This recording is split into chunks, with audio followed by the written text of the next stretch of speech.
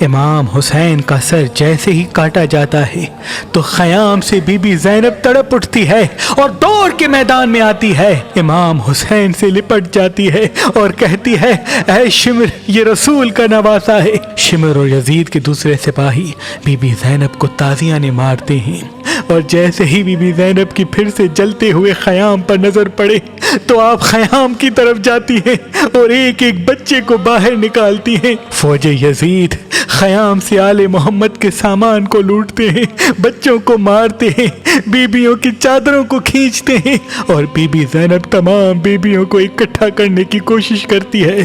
اتنی دیر میں be be زینب دیکھے کہ بستر بیماری پہ جو سجاد سویا ہوا تھا وہ ابھی تک خیام سے باہر نہیں آیا۔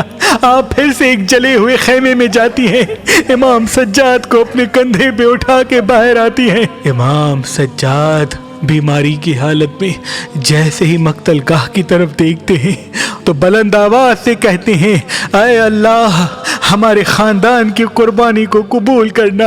بس وہاں لاش پامال ہونے کی تیاری کی جاتی ہے اور یہاں بیبیاں بے وارث و مددگار ایک ایک لاش کو دیکھتی رہتی ہیں۔ تاریخ نے لکھا امام حسین کی لاش جیسے جیسے پامال ہوتی جاتی، بی بی زینب زار و قطار رو کے رسول اللہ کو پکارتی اور کہتی یا رسول اللہ دیکھیں آپ کے نواسے کا جسم پامال ہو رہا ہے۔ بس اتنے میں شمر کہتا ہے کہ جاؤ بیبیوں کے پاس جو جو سامان ہے وہ بھی لوٹ لو۔ تاریخ نے لکھا جس بی بی کے پاس جو چیز ہوتی ہے ظالم تادیہ نے مار کے چھین لیتے ہیں اور ہنستے جاتے ہیں۔ اتنی دیر میں شمر کی نگاہ امام حسین کی 4 سال کی بیٹی پہ پڑتی ہے۔ وہ ہنس کے کہتا ہے یہ وہی بیٹی ہے نا جس سے حسین سب سے زیادہ پیار کرتے تھے؟ بی بی سکینہ کہتی ہے ہاں۔ بس وہ بی بی سکینہ کے بالوں سے پکڑ کے ان کو تماچے مارتا ہے اور ان کی بالیاں کانوں سے کھینچ کے اتار دیتا ہے۔ بی بی سکینہ مقتل کی طرف جاتی ہے اور اپنے بابا کے جسم کے ٹکڑوں پہ خود کو گرا دیتی ہے۔ بس سورج ڈھلنے لگتا ہے اور غریبوں کی شام آ جاتی ہے۔ اب بی بی زینب دیکھے کہ تمام بیبیاں مسلسل رو رہی ہیں۔ آپ سب کو دلاسا دے کے کہتی ہیں اللہ کی رضا میں راضی رہو، اے آل محمد کی مستورات، تمہاری اس غربت کو شام غریباں کا نام دیا جائے گا اور قیامت تک میرے نانا کے ماننے والے اس شام کو غریبوں کی شام کہہ کے منائیں گے۔ آؤ اکٹھا بیٹھتے ہیں۔ بس سب کو بی بی زینب ساتھ کرتی ہے اور ایک ایک بچے کو گنا جاتا ہے۔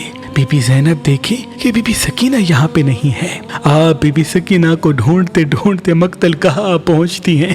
دیکھیں کہ بی بی سکینہ امام حسین کے جسم کے ٹکڑوں سے لپٹی ہوئی ہے۔ آپ بی بی سکینہ سے پیار کرتی ہیں اور کہتی ہیں اے سکینہ آؤ، سارے بچے ایک ساتھ بیٹھے ہیں، تم بھی اس کے ساتھ بیٹھو۔ بی بی سکینہ اور تمام بچوں کو مستورات کو ساتھ کر کے بی بی زینب پہرا دیتی ہیں۔ بس بنت علی عباس کی طرح پہرا دے ہی رہی تھی کہ اتنی دیر میں آپ دیکھیں کہ گھوڑے سوار قریب آتا جاتا ہے۔ آپ دور سے آواز دیتی ہیں اے گھوڑے سوار، ہمارے خیام جل چکے ہیں، ہمارا سارا سامان لوٹ کے گئے ہیں، اب ہمارے پاس کچھ نہیں۔ وہ گھوڑے سوار پھر بھی قریب آتا جاتا ہے۔